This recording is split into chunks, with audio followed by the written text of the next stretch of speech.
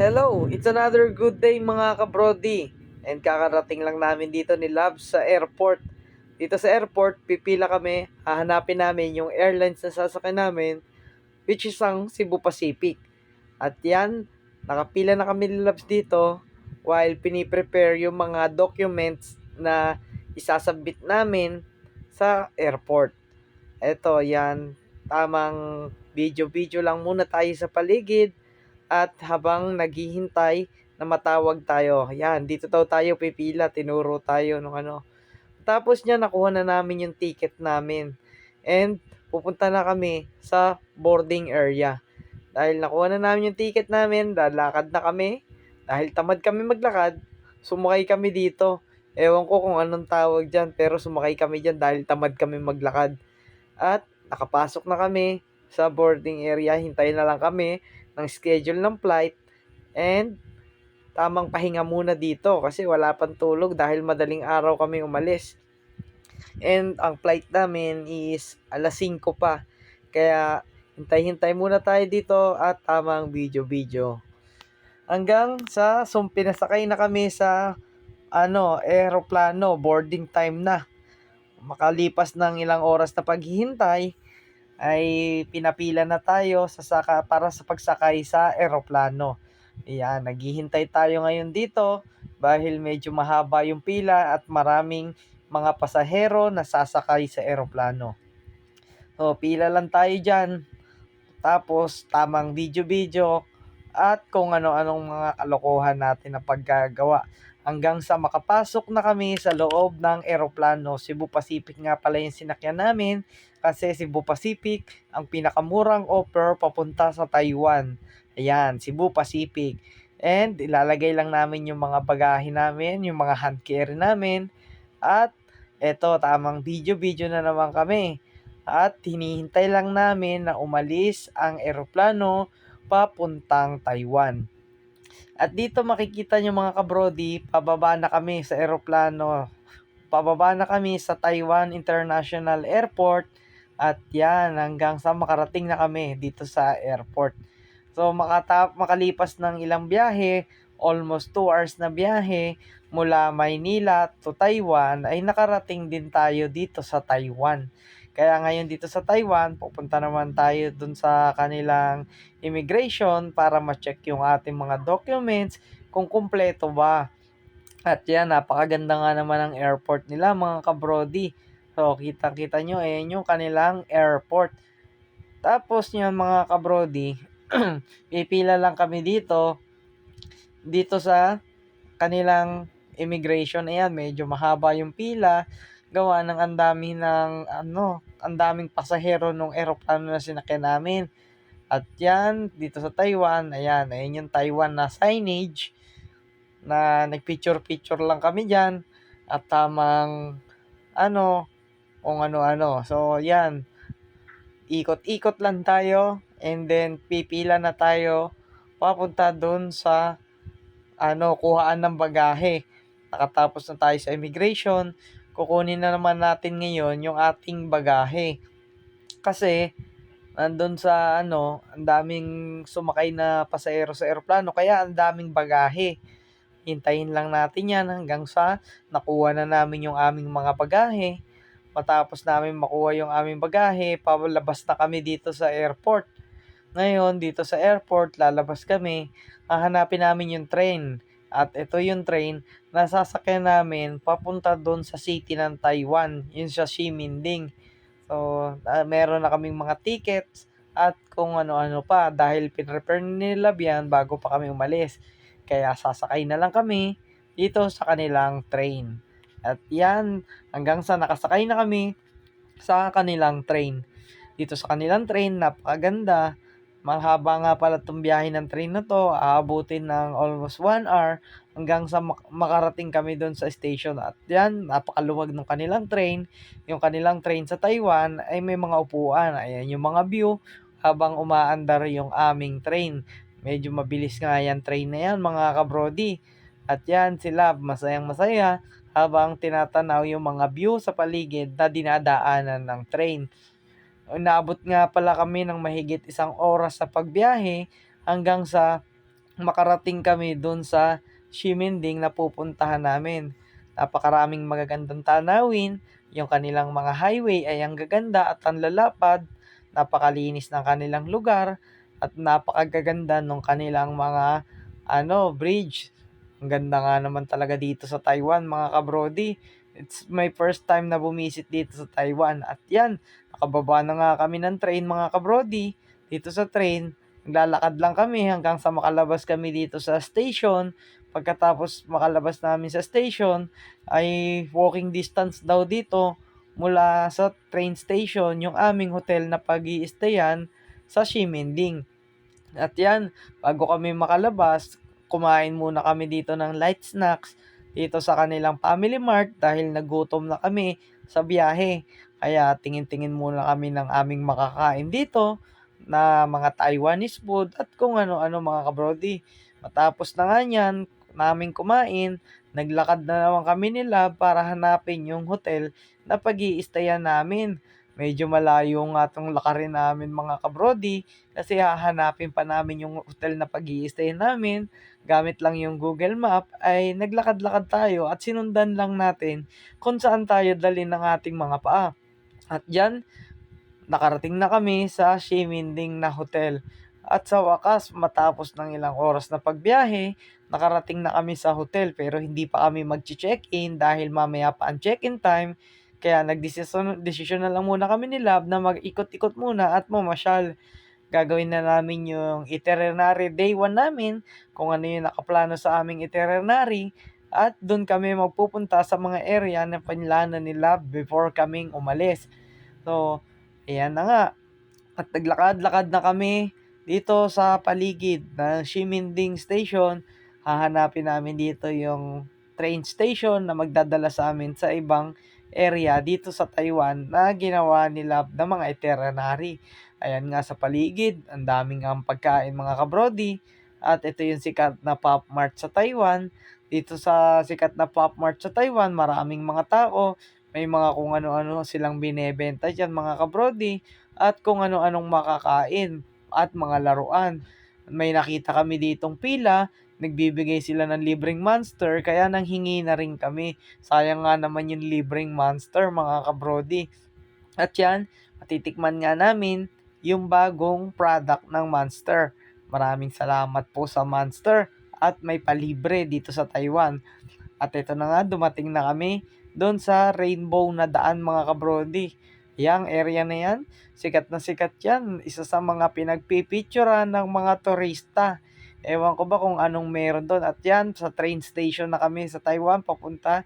At nakita nga namin dito yung mga Demon Slayer. Sa mga Demon Slayer dyan, dito kami sa subway nung Taiwan. Biruin mo yung subway nila, meron pang display na Demon Slayer. At yan na nga, mga kabrodi, pasakay na naman kami ng train. Papunta kami dun sa pupuntahan namin, hindi ko alam, basta ako'y sumasama lang at naglalakad. Kasi wala naman akong kaalam-alam dyan sa plano na yan, hintayin lang namin yung train. At sabi nila, sakay daw kami dyan. At yan, sumakay na nga kami sa train. Ang ganda nga naman ng mga train nila dito, mga kabrodi, ang luluwag ng train nila. Parang yung mga LRT lang sa atin, kaya lang dun sa atin, medyo siksikan. Dito sa Taiwan, maluwag. Usually, makakaupo ka. Depende sa kung rush hour ba. Eto, nakarating na kami kung saang station man to sa Taiwan. Lakad-lakad na kami palabas at tinitingnan yung paligid. Ito yung subway nila at hanggang sa nakarating na kami dito sa Shanghai Check. Ewan ko kung anong meron dito, kaya sabay-sabay nating discovering kung ano nga ba ang meron dito sa loob nitong Shanghai Check na to. Napakaganda nga naman, mga kabrodi, para silang mga naglalakihang palasyo nung sinaunang panahon. At yan, maraming mga makalumang gusali na makikita dito. Yung mga paligid nila, ang ganda, parang isang napakalaking kaharian nito nung sinaunang panahon. Kaya tara, libutin natin at mag-picture-picture tayo at mag-selfie para meron tayong mga memories doon sa mga bagay na pinuntahan natin, mga kabrodi. Napakalaki nga nitong Shanghai Check na to, mga kabrodi. At yan, sa sobrang laki, meron pang mataas na hagdan na aming lalakarin. Nakakapagod siya, mga kabrodi, dahil ang dami nung hagdan na kailangan nating hakbangin. Anyway, okay lang yan, kayang-kaya natin yan lakarin. Hanggang sa makapasok na nga kami dito sa sa mga naglalakihang gusali, and titignan naman natin kung ano ang meron dito sa loob nitong musileo na ito, mga kabrodi. Pagpasok mo nga, makikita mo may estatwa na napagkalaki-laki. Tapos napakaganda nung ceiling nila.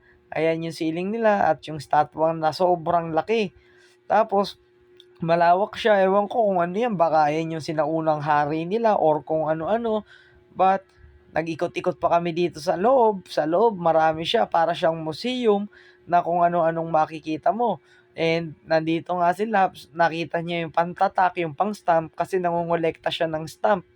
Yang stamp na yan, kung saan-saan yan nakakalat sa loob ng Taiwan. Hahanapin mo lang, pagkatapos gagamitin mo, i-stamp mo, nang sa ganun, may memories ka nung lugar na napuntahan nyo sa Taiwan. At yan, i-stamp lang sila para may memory siya dito sa Shanghai Check. O, yan. Tapos mag-stamp yan, mag-iikot-ikot na naman kami sa paligid at kung saan-saan na naman kami pupunta hanggang sa may nakita kaming sinaunang kotse.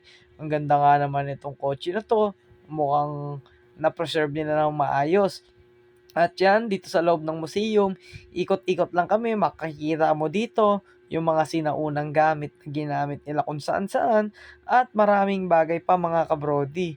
Hanggang sa nagdesisyon na kaming lumabas ni Lab doon sa Shanghai Check at pupunta naman kami sa Hotel 101.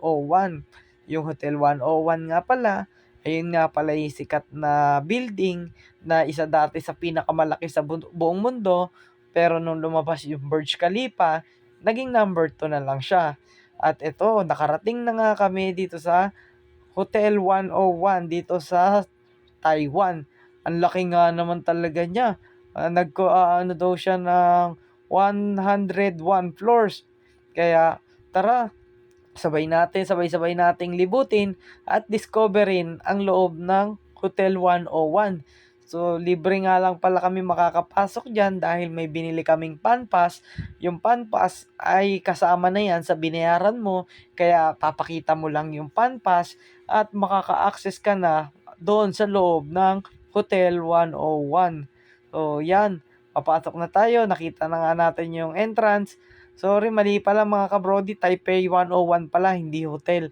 At dyan sa loob, makikita mo isang napakalaking mall dito sa baba. At yan, ang daming mga paninda dyan na kung ano-ano. Iba't ibang brand na mamahalin. Ang daming mga taong namimili, nag-iikot. But ang pinakalayunin nila ay pasyalan ang Taipei 101. At yan, sabi nga dun sa amin, punta lang daw kami sa 5th floor and then ipakita namin yung pan-pass namin. At sa ganon, maka-access na kami dun sa Taipei 101. At ito, naka-access na nga kami. Sasakay na nga kami ng high-speed elevator. Napakabilis niyang elevator na yan, mga kabrodi. Sa loob lang ng ilang segundo, makakarating ka na agad sa 90th floor. Sa sobrang bilis niya, mga kabrodi, medyo nakakabingi siya.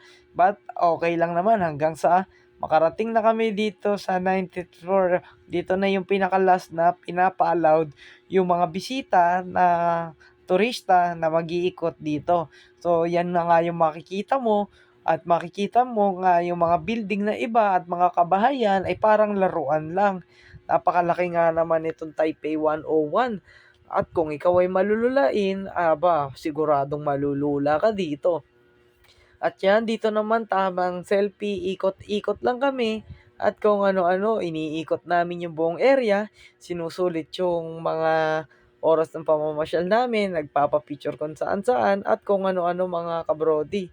So yan, ikot-ikot lang tayo. Tamang tingin-tingin sa paligid. Hanggang sa may mga nakita kaming mga laruan dito na naglalakihan na makikita sa loob ng Taipei 101 at kung ano-ano pang mga laruan. At yan, ikot-ikot lang muna kami sa paligid at tignan ang paligid. Napakalaki ng mga kabahayan, ang mga building. Pero yung Taipei 101, yung pinakamalaki.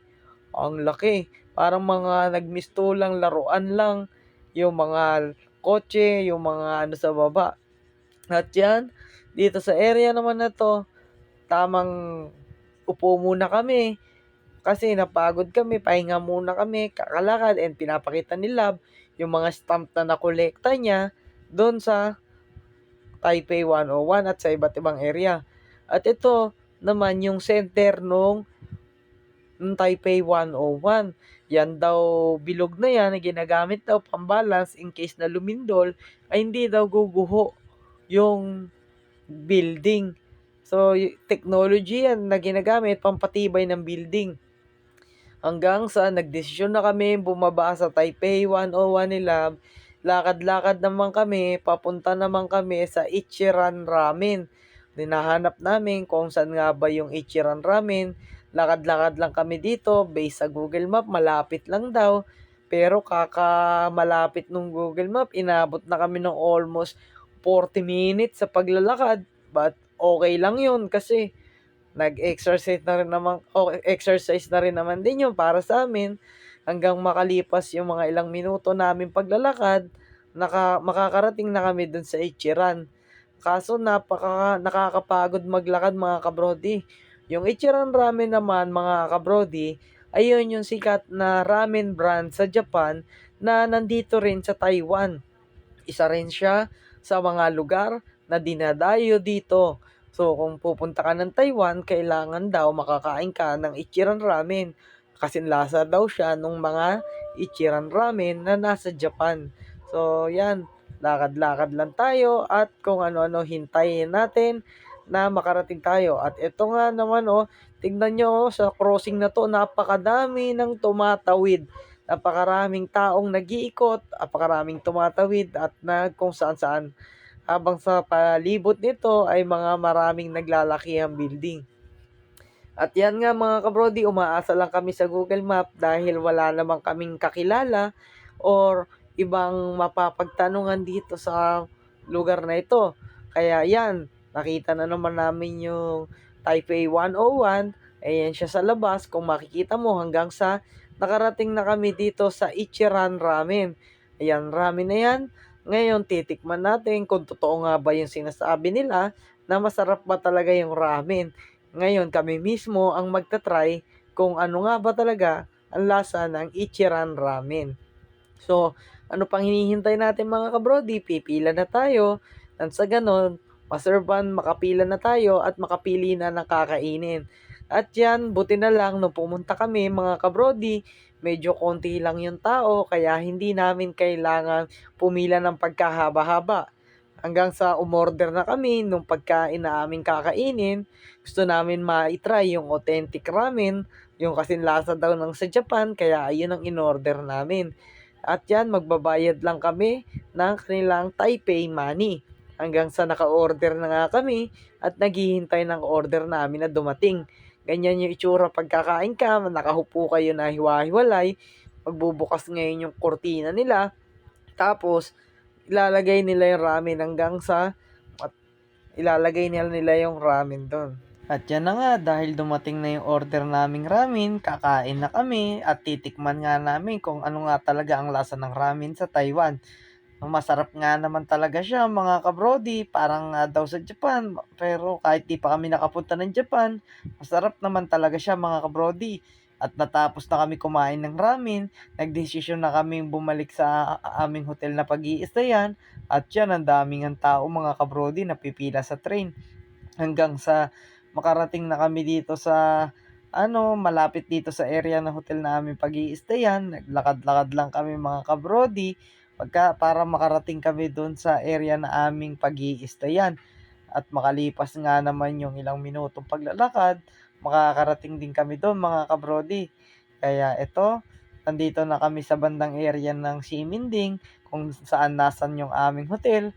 At ito nga naman sa oras ng gabi, maraming taong nag-iikot dito para rin tong night market na marami kang mabibiling mga kung ano-ano at meron din mga food trip.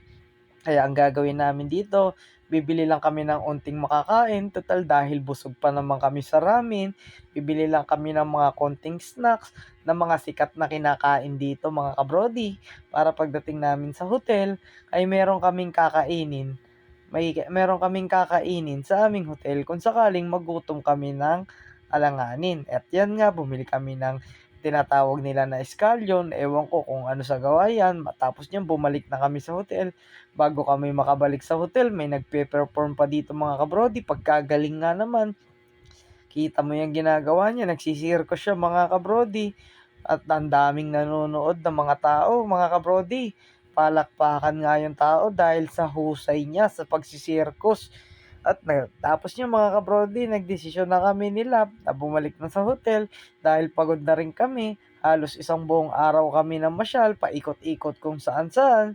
Kung dami naming mga lugar na pinuntahan at nakita. Kaya oras na siguro para magpahinga dahil day 5 pa naman kami dito mga kabrody at ito pa lang yung aming day 1. Ngayon nandito na kami sa aming hotel. Ngayon magpapahinga na kami mga kabrody. Ito yung kalooban ng aming hotel. Maraming salamat sa pagsubaybay niyo sa aming Taiwan tour. Day 1 mga kabrody. Update ko na lang kayo sa day 2 hanggang sa muling pagkikita. Paalam!